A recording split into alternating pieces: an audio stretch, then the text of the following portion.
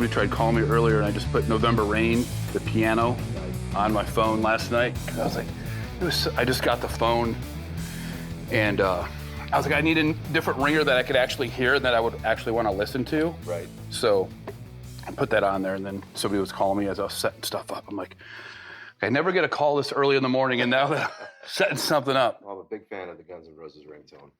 I had Appetite, Welcome to the Jungle for a long time. I've been using 9 Inch Nails' Dead Souls from the Crow soundtrack, because the chorus is, they keep calling me. So when it rings, it just says, they keep calling me. Well, it's been a long time coming. You opened up, was it Halloween of last year, right? Yep. And we were talking before that, and I was like, we need to meet up. We need to do a podcast. We need to talk about music, about vinyl, about life, about whatever, right? And so we're here, and we're finally made it happen. But it happened, right? So, Bad Obsession Records in Savannah, Georgia. Is that an indication of an obsession of yours, or is that a play off of something else? A little bit of both. Absolutely a bad obsession of mine. I have way too many vinyls at home, and I've just always loved collecting. But speaking to the Guns N' Roses mention, it's actually from a Guns N' Roses song, Bad Obsession. And I was like, well, that's pretty fitting, because people that tend to buy records are collectors, are hardcore, and they say they have their obsession with it. So I was like, well, Bad Obsession ties in my love for Guns N' Roses. So what is it about records? Somebody that's never maybe listened to a record before, played a record, maybe they don't even know what it is. Maybe they're pretty young and they're like, what's that? You're old. So what's so special about vinyl? I mean, the most tried and true thing that you'll hear anybody tell you is it just sounds better. I agree with that. You know, you have people that are true like audiophiles, that they pick up the little nuances that you can hear on a vinyl pressing of something as opposed to on CD or digital. But for me, it's more than that. Like, I love tangible media. I love vinyl is music in its largest form, so to speak, and just the album art, the look and the feel of everything. You know, the whole time it takes to actually listen to a record. You have to make time. Like, you're not skipping songs, you're not doing whatever.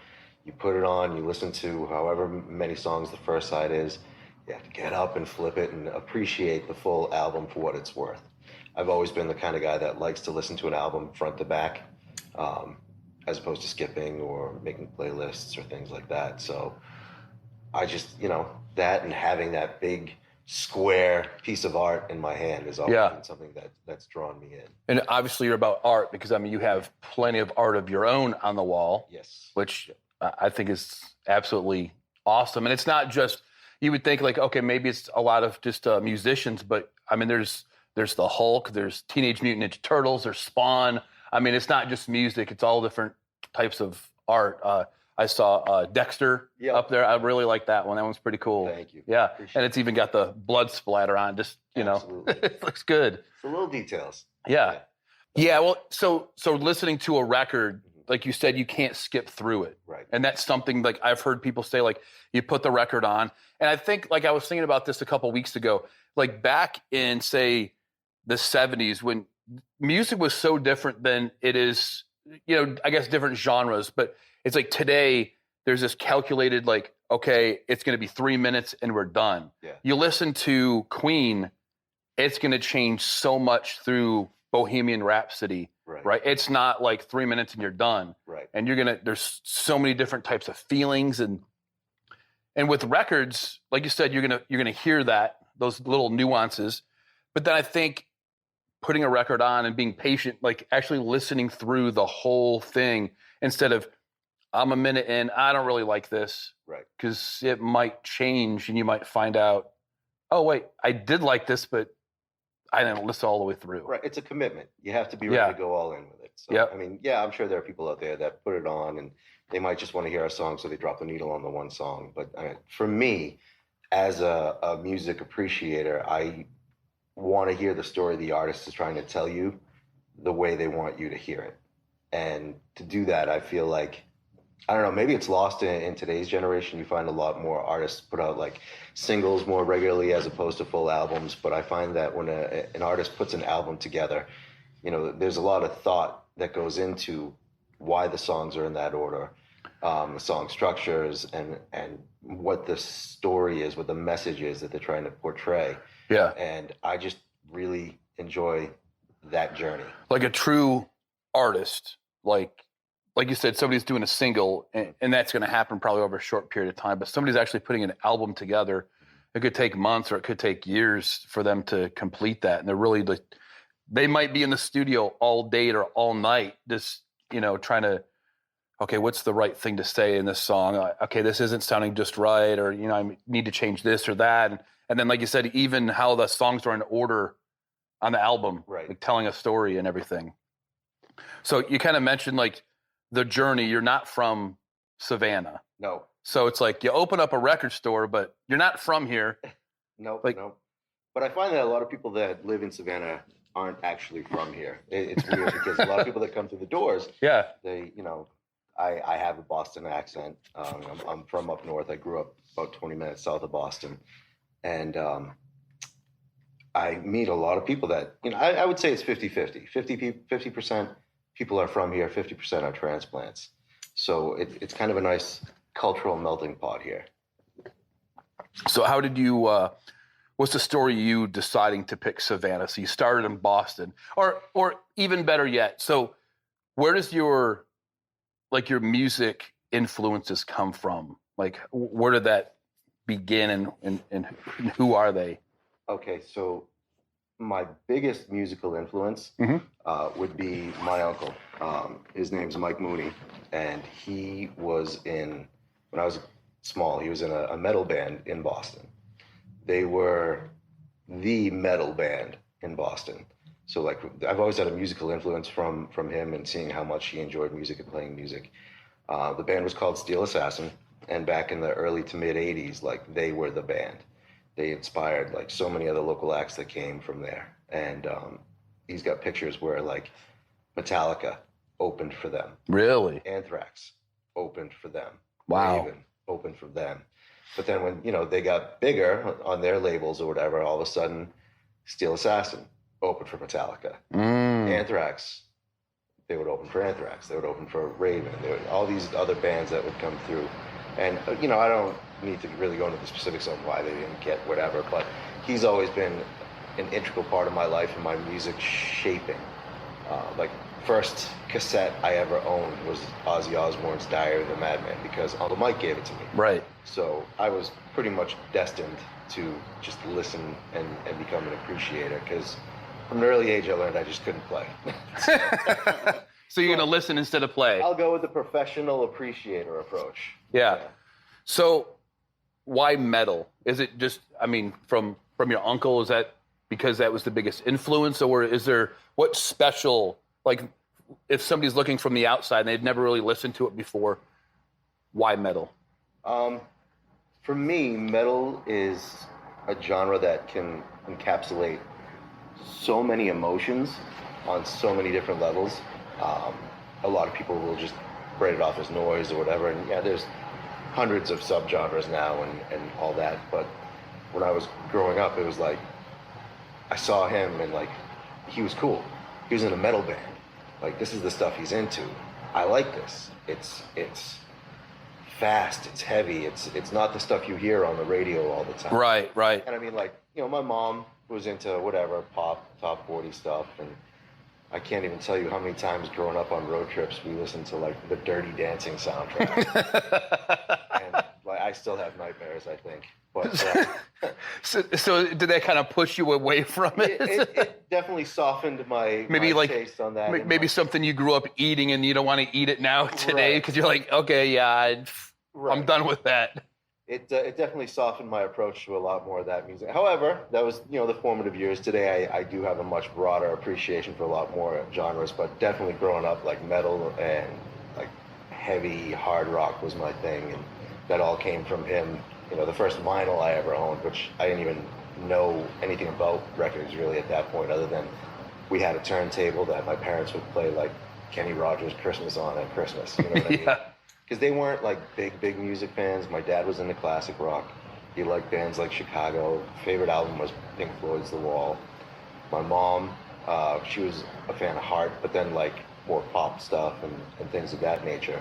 I just found myself consistently going back to that heavier sound, that more dangerous feel. So You think that was like because you were young, I think so. kind of like you want that danger, you want something different, Yeah, something, you know. a lot of maybe emotion, like you said. There's probably a wide spectrum. Yes. It can go from sad to angry and everything in between, right? And I just kind of found that metal provided that for me, and just always stuck with me. Right. It might not be for everybody, right? And you're not going to try to push that. Like, some people might, say, hey, this hard rock, that's the only way, or, pop or rap, that's the only way. It's like, it's each person's a little bit different, and whatever fits you the best. You can't just listen to one genre. I mean, you can if you want to. But again, for me, I find that, it can get bland. Like, I like having that diversity and having a wide spectrum, especially as I've gotten older. And it's funny, revisiting bands that I might have written off when I was younger just because of, what I assumed they were, versus actually taking the time to delve into their library and see what they were all about. Right. So, yeah. Yeah, because like you said, you can't really listen to one genre. I mean, you can, but you have to kind of have an open mind, because you might find out that genre is for you. Right. And it does fit you. Right. Going back to what you had said about eating the foods as a kid that you didn't want to eat, whatever, it's more like having that open palate where you want to try new tastes and new things. It's very much the same. Yeah, as a kid, you're like, I don't like that, or you look at it and just the texture, just how it looks, you're like, I don't think I'm going to like it, and you might try it and find out, wow, like what have I been missing out on? Exactly. Yeah. Like, I just recently had some Indian food, and I was like, this is absolutely phenomenal. Like, I love it, and I didn't have anything against it. I was never just in a place where there was Indian food available, right? And I never like, hey, let's just go here. And then finally I was like, I'm just going to try it. And then I tried it. I was like, it's great. Yep. It's awesome. There's so many spices, flavors, nuances, like music. Right? So, I mean, going from music to art, like all of the art that you have, did you go to school for art? Is it self-taught? It's all self-taught, actually. I went to, growing up, my parents split when I was pretty young. I was 10 years old. And my mom never had money to do anything for whatever. So it was just the art classes through public schooling. And the most formal education I ever got artistically was I went to a high school called Rockton High School. And I don't know if it still is, but at the time it was the largest high school this side of the Mississippi River. My graduating class was like 1,500 kids. It was insane. That's pretty good. Yeah. I had this one art teacher. When you became an upperclassman in your junior and senior years, you could be in what they call the art studio. And I was lucky enough to have been in his classes for a couple of years. His name was Mr. Allen. He's passed away a few years ago. But he was phenomenal. He was, a public art teacher. Like, he's just dealing in a public school teaching art. But he kind of helped me refine a lot of the talent that I was starting to show. He just kind of gave me little tips and little tricks. And from there, it's just kind of, I think when you're a creative person and it clicks, it just goes off from there.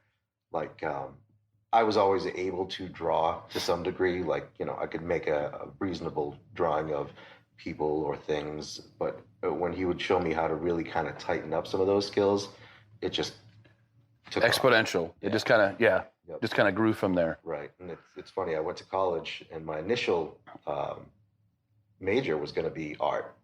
I went to Bridgewater State University, and I hated the art courses. Really? I hated it because I felt like they were just trying to put you in a box. And I literally was an art major for maybe the first year, maybe not even, maybe just the first semester, before I realized, like, this type of art that they're wanting me to do, I didn't want to do. And you'd think that it wouldn't be like that. Like art, you'd think they would want you to be open-minded, creative, like, hey, like each person's going to have their own little way of doing something, right? I mean, maybe like certain basics when you're drawing somebody, but even others, I mean, you can see like some of the crazy different art that, you know, people do, like that's just their style. Right. Retrospectively, I mean, they were probably just trying to expand, you know, what I was doing.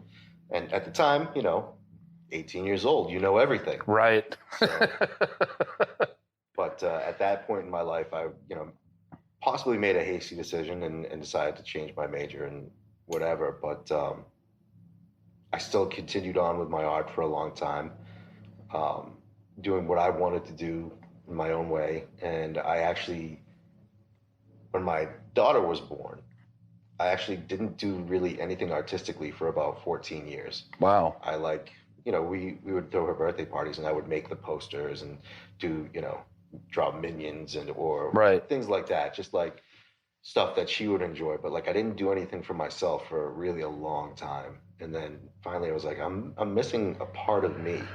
And I just dove right back in. Was there something specifically that kind of triggered that, or were you just kind of thought back and you're like, hey, you know, this just, I'm kind of missing this? You know, it's funny. One day I just sat down and I tried to do a drawing. And I was like, wow, I suck.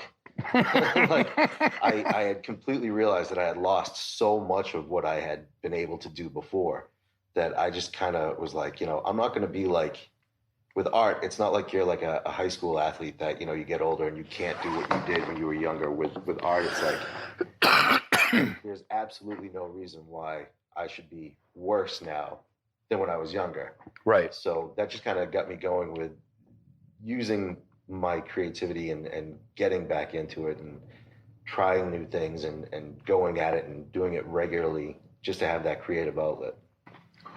So we kind of hit on it a little bit. Coming from Boston, what's the story like? How did you pick Savannah? Like, why did you pick Savannah? Because I mean, I'm from Michigan, so I can kind of understand like if you don't want to live in the snow and you want to go kind of more south and get away from the snow. But well, I got it goes back a little bit further. When I was up north, I worked for the utility company for the last decade plus, and working in the utility field, I was a lead underground cable splicer. So I get to play with high voltage electricity in confined spaces. So you like danger, again? Yeah, I should, you know, but I had a few close calls over the years where I almost blew my hands off, things like that. But you want to talk about cold, when we would get a snowstorm and power lines would go down.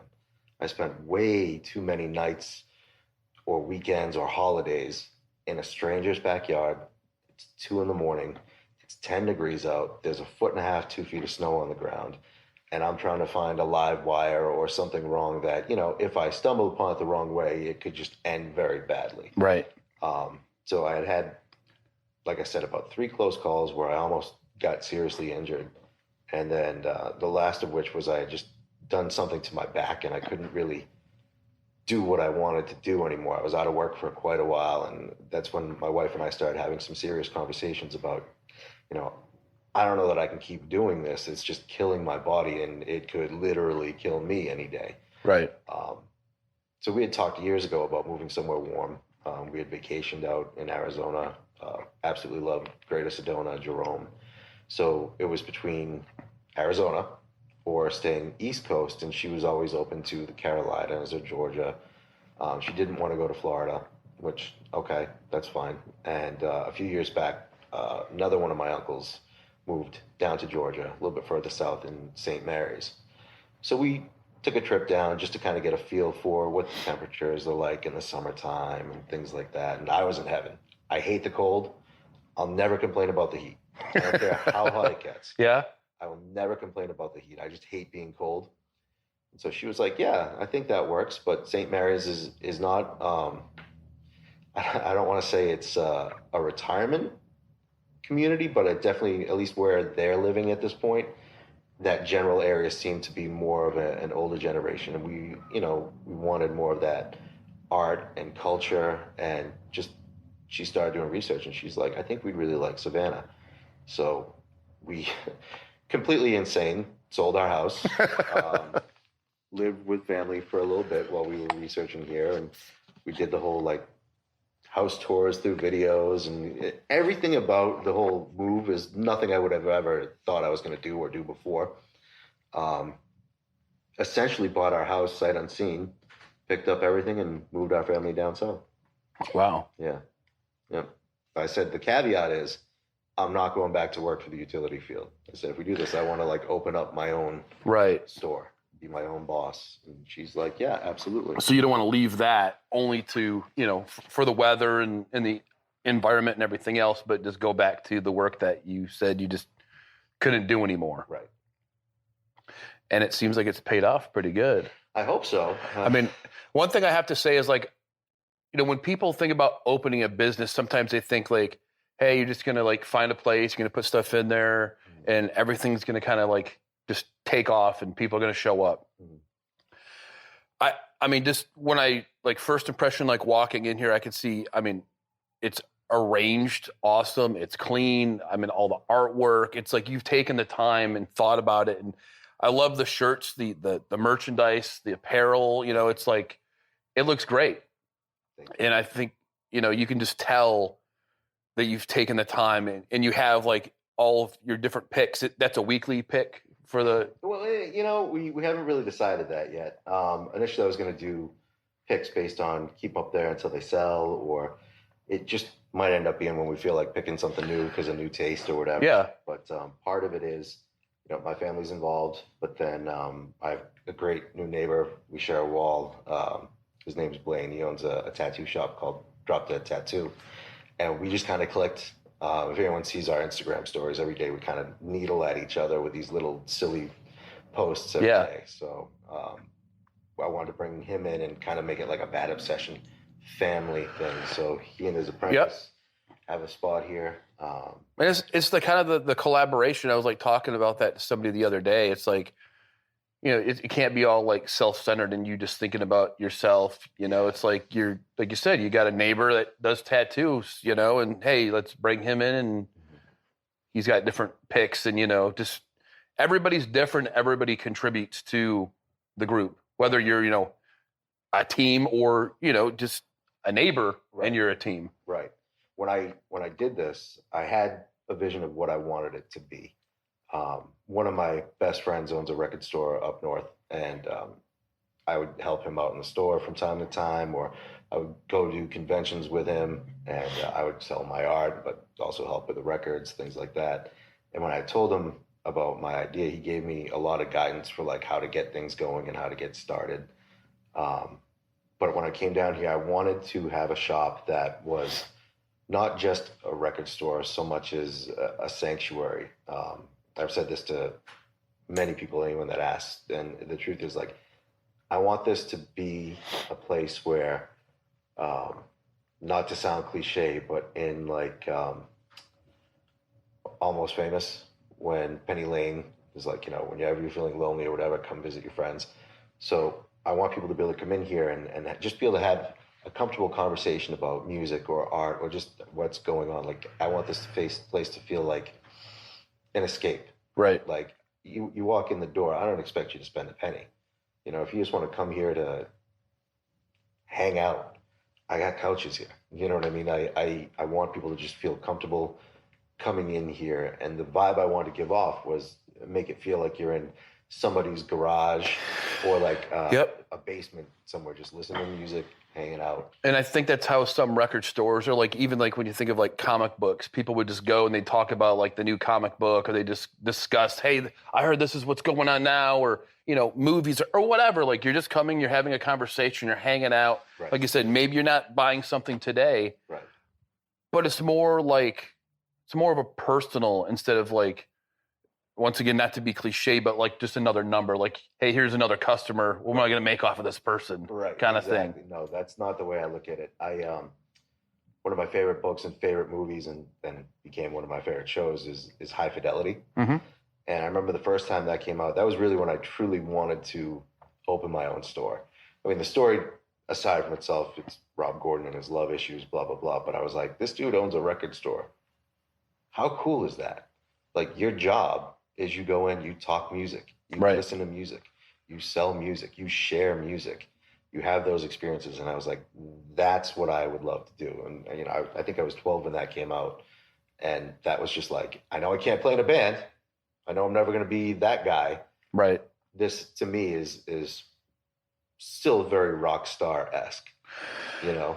Yeah. So I mean, and it's a spectrum, right? Like you're not a musician, but you're sharing other musicians, you know, stories, their music, right. Your taste for it, and telling people, hey, this is why I like it. And they might say, hey, I'm going to check it out. I'm going to listen to it. I never thought about it before, but you know what? You made me think about it a different way. Yep.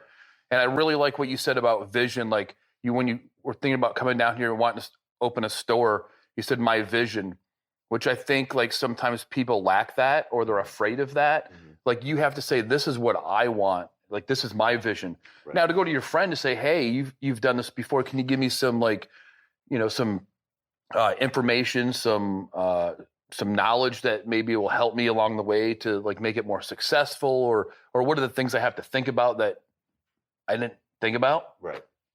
But to have your vision is like, hey, that's like your own thing, and not trying to be cookie cutter like somebody else. Like, well, he did it or she did it like this, so I have to do it like that. Yeah, no. You know, it's kind of like going to the art. Like, if you're an artist, it's like you're gonna have your own way of doing things. Right. So with the store, like going back to my vision, I wanted to try to tie in my three favorite things, which is music, art, and coffee.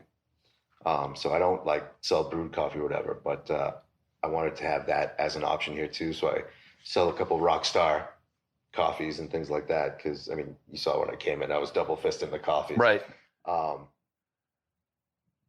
But I also wanted to make this like that's the about me part of it. Like when you walk in, you're looking at what my heart and soul is. Like this is what I wanted it to be. Yep. But when we moved down here, it was also important to me to do a lot of giving back to the community. And like, I know, listen, hey, I'm a stranger in a strange land, but I want to get right out of the gates running, giving back as well. So like one of the first things I did that I definitely want to talk about is I hooked up with Renegade Paws Rescue. And every week we feature a pet of the week. I'd like to help the animals as much as possible.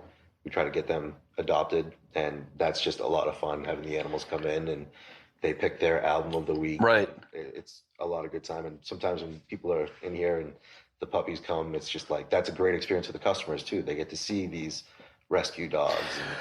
And yeah, because I think there's like that billboard where it's like, it says that like we rescued them, but they really rescued us kind of thing. And some people might use music to get through some hard times, or they might need a pet, or maybe a little bit of both. Right. And so I see that a lot of time on Instagram, you'll post it, and that's something that I wanted to kind of talk about. Can you like expand upon, you know, how do they get the pets, or what's the process? You bring them in like once a week? Yeah, it's once a week. I deal with a wonderful woman there named Rachel Weymouth. She and I go back and forth, and what she does is she organizes with whatever fosters are available that day. If they want to come in, and they all seem to be very willing. They love the promotion that we're doing, and they'll let me know a day and a time that works out. We try to stick to like Wednesdays, but you know, people's schedules are what they are. So they'll be in Wednesday, Thursday, or Friday. And they come in, we, you know, talk a little bit about the dog, learn a little bit more about the animal and what they've been through, and take some pictures, have some treats. And one thing I try to do too is whenever a foster comes in, I always make sure to give them a free shirt, because they're taking time out of their schedule to come and do this as well. So like, it's the least I can do, because if I brought home every dog that's brought here, my wife would have divorced me. But believe me, I want to. Like, but you're a dog lover. Oh my God. Obviously. Yeah, absolutely. every single one that comes through, I'm just like, how are you not somebody's puppy right now? Right. So yeah, it's a lot of fun. So I guess that'd be the fourth one. You said music, art, coffee. Yeah. Dog lover. Dog lover. Absolutely. So can you talk about the coffee? Like, is that something that can somebody order that from your website, or is it something kind of like a local thing where people can pick it up? I don't sell it through my website. but they can pick it up in store. I work with two small independent coffee brewers. One of them, the one that I started with initially, it's a company called Catfight Coffee, which also works with the love of animals. But it was started by a guy named AC Slade, and he is a touring guitarist for the Misfits, and he was also in the band Dope and the Murder Dolls in the 90s. And he and his wife started their own brand of coffee. And a friend of mine, another artist friend from out near Chicago, she's like, you got to talk to AC. Like, this is great. You want to do coffee? You got to talk to AC. So I reached out and I said, listen, this is my vision. Rock, art, coffee. I said, what's more rock and roll than rock and roll coffee?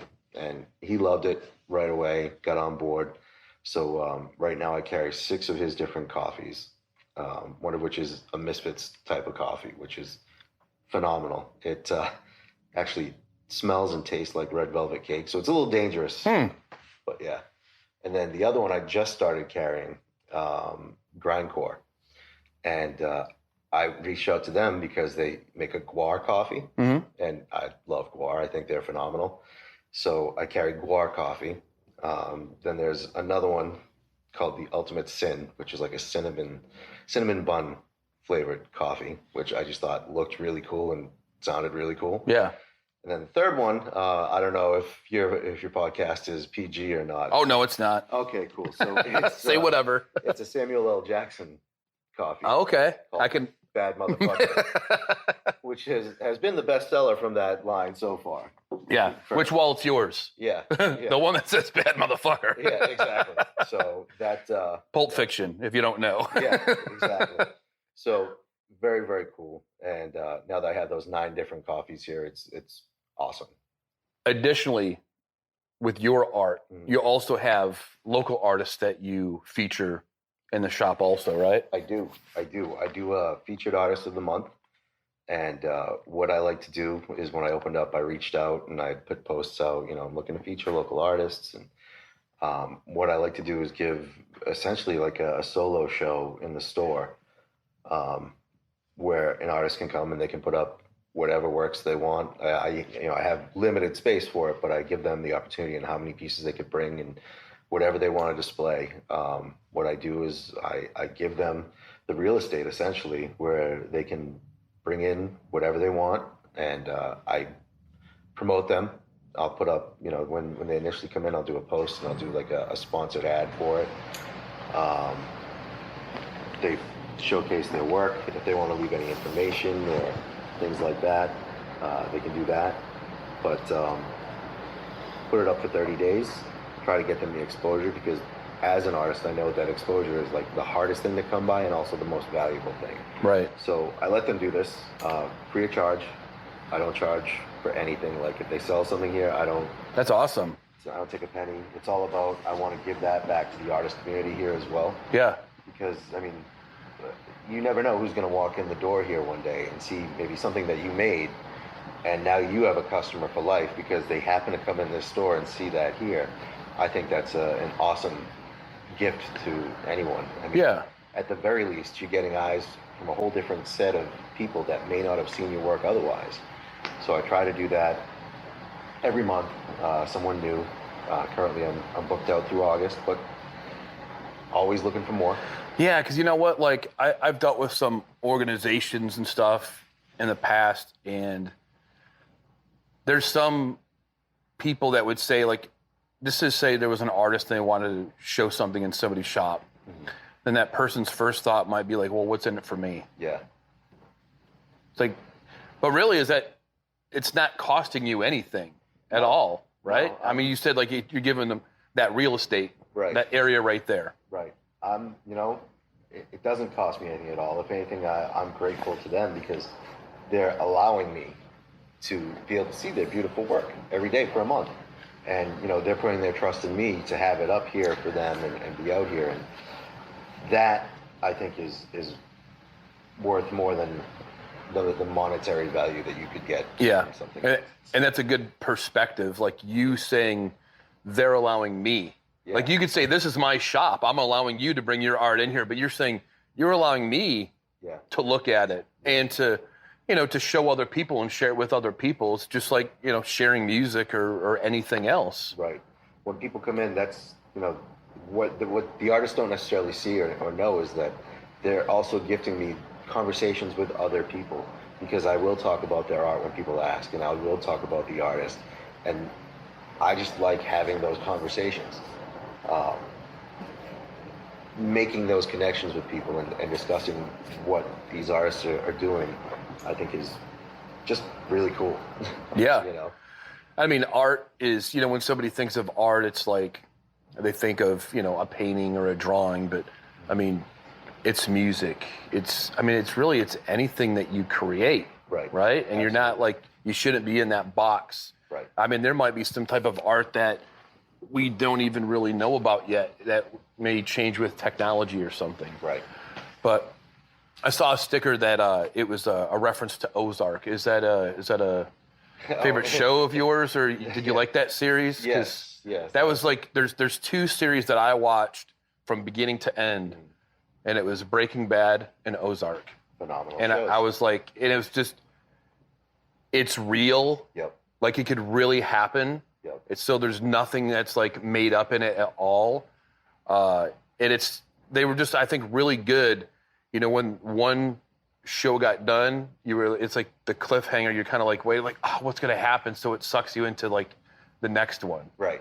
Absolutely. But I don't know if you knew this, but part of it was like taped in Savannah. Oh, I didn't know that. Yeah, there's the where they had the riverboat casino. Okay. There's like a scene where like his wife was like driving to the casino, and the building that they show is actually where Joe's Crab Shack is on River Street, because you can see the West End in the background. So they're driving through like, it's supposed to be like a wooded area where they're driving down this back road or whatever, and they get to the casino, and I was like, wait a minute, and I like rewound it. I was like looking at it, I was like, wait a second. yeah, and then I looked it up and I was like, yep. Sure enough, Wow. Like that scene was actually the Savannah River with the West End in the background and everything. Not that I needed another reason to rewatch Ozark, but now I have another reason to rewatch Ozark. What did you like about it? The dark reality of the characters. I think it was unafraid to look at some of these, less thought about communities per se, like in the Ozarks, as well as you have the main characters, the cartels and things like that. But I thought seeing more of that rural side of life and showing the impact that this type of situation could have on more than just the main characters, but like that glass breaking effect of the spider webbing of everything that can happen after that. Right. Yeah.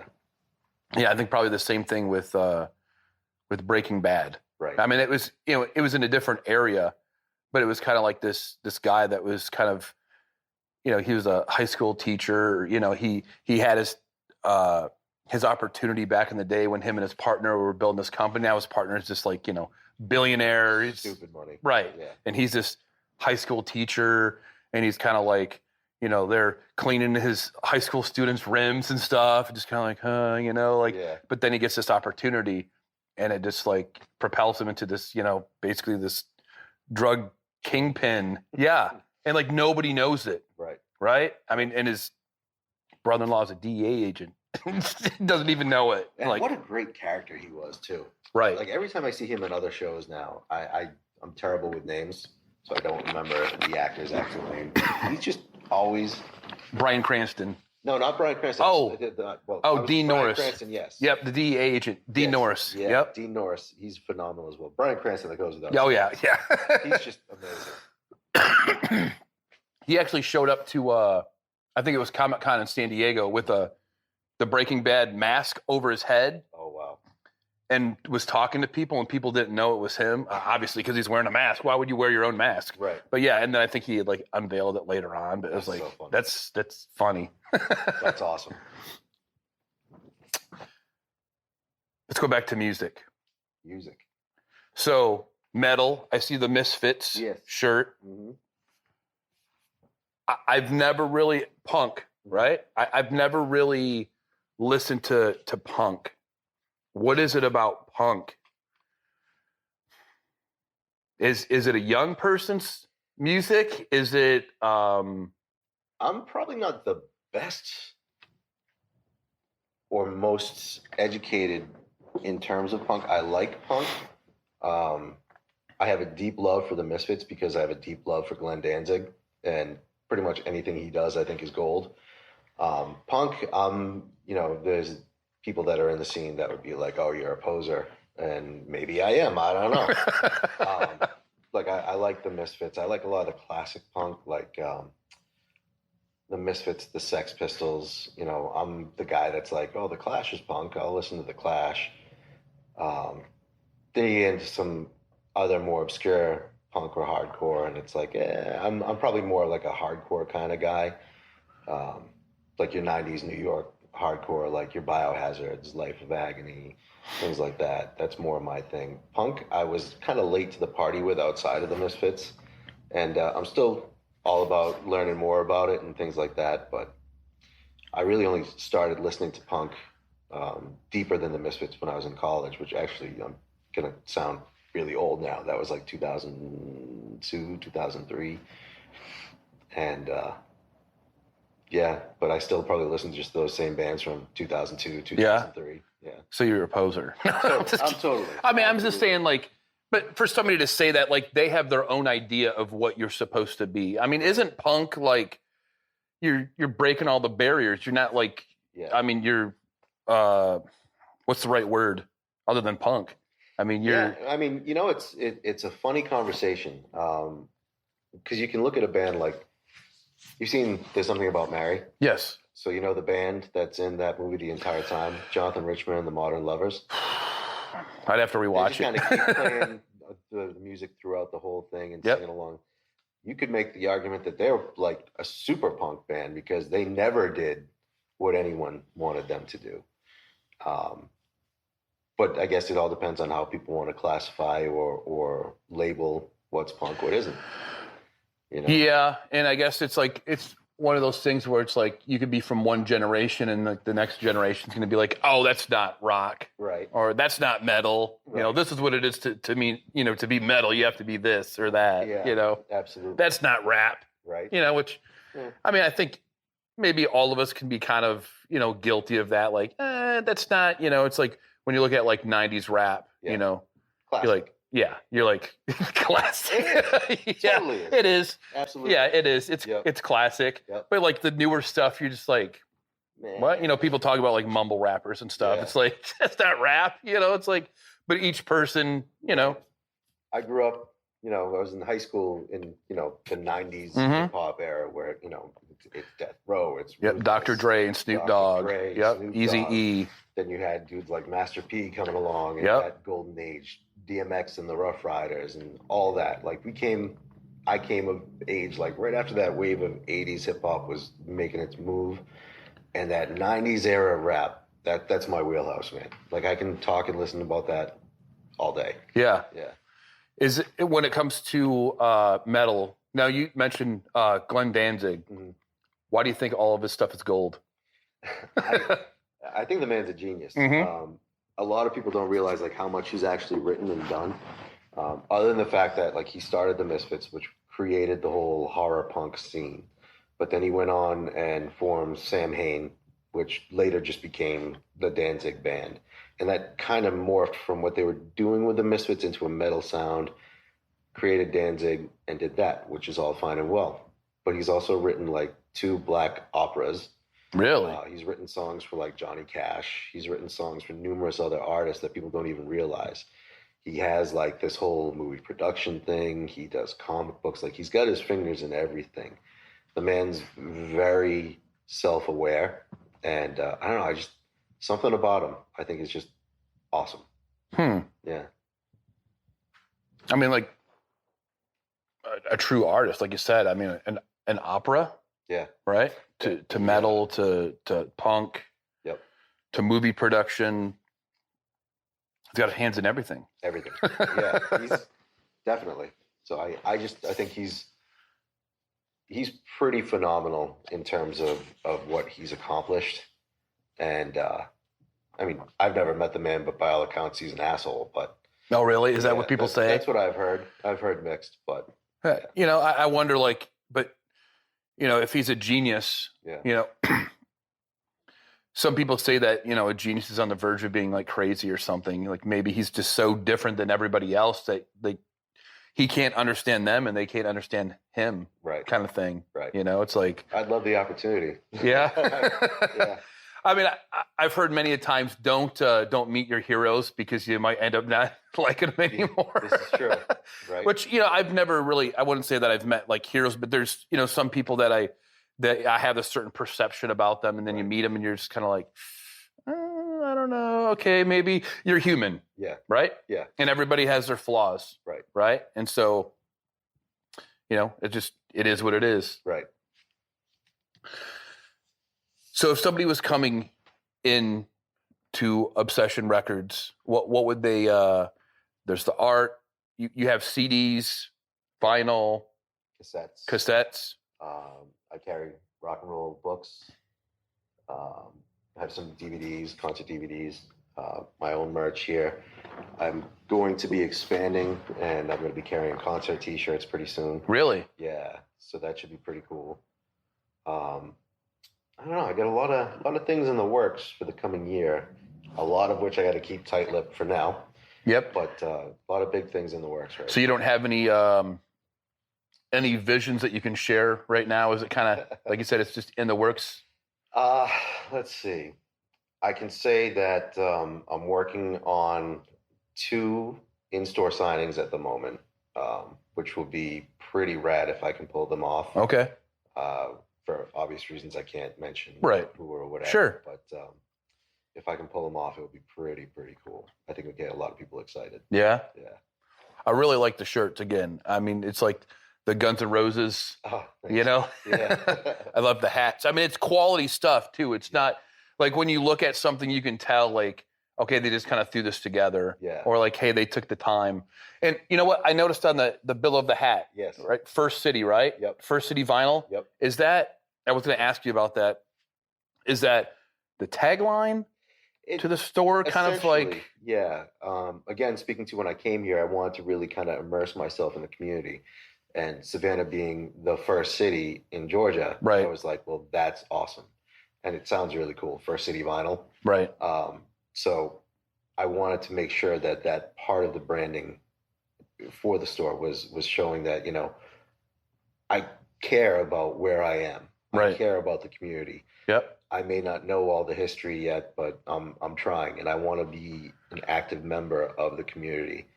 So like I have the First City, and on the side I have the 912, which is super weird because up north, everyone kind of affiliates themselves with their area codes. Right. Like, oh, I'm from the 508 or I'm from the 617.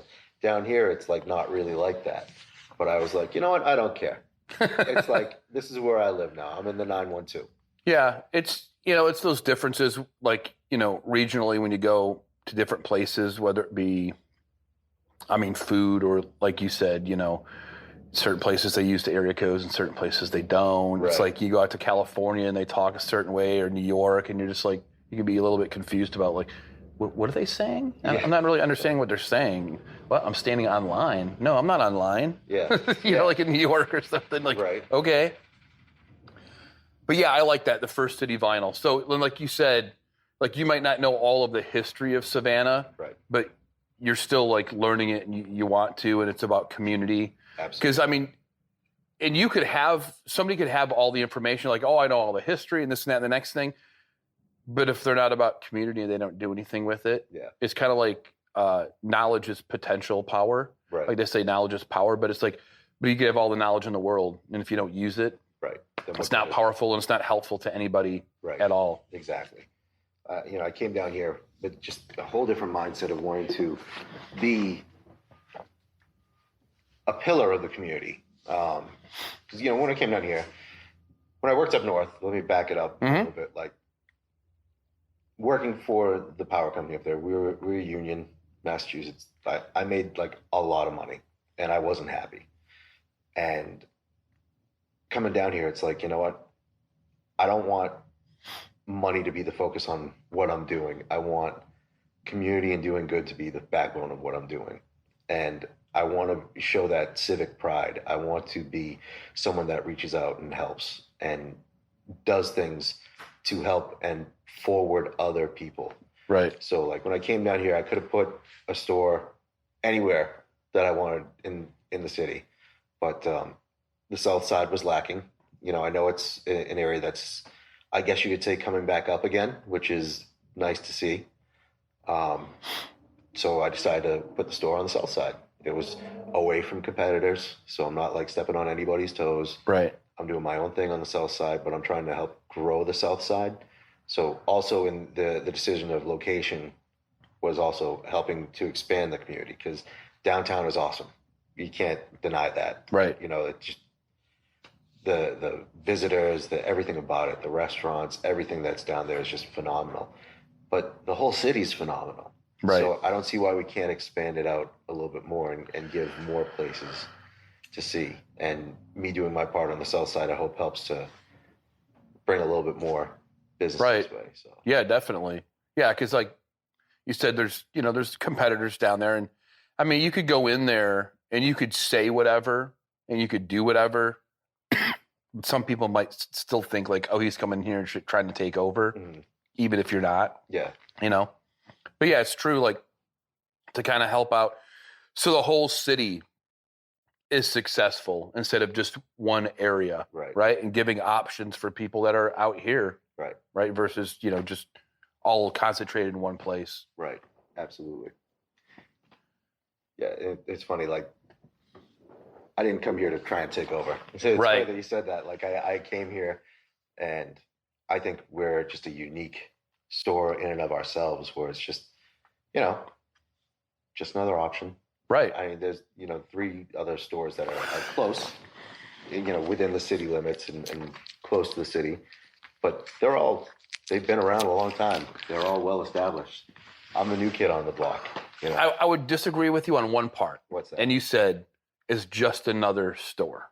I wouldn't say it's just another store, because it's it's you. Yeah. Like you said, you want them to be able to come in here, have a conversation, see art, music, books, just enjoy it. You got couches in here for people to come in here, sit down. You're having, playing music when the store's open. Right. And I'm sure if somebody said, hey, I never listened to this before, hey, let me play it for you. Right. Right. Absolutely. And then they might, you know what? I want to buy that now. Yeah.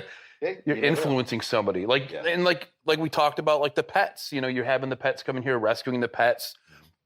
I mean, it's all interconnected in some way, and being able to have somebody come in here and be able to just kind of like you share your knowledge and they share their knowledge or situation. I think that's a great thing. So I just wanted to say it's not just, because I think people will do that.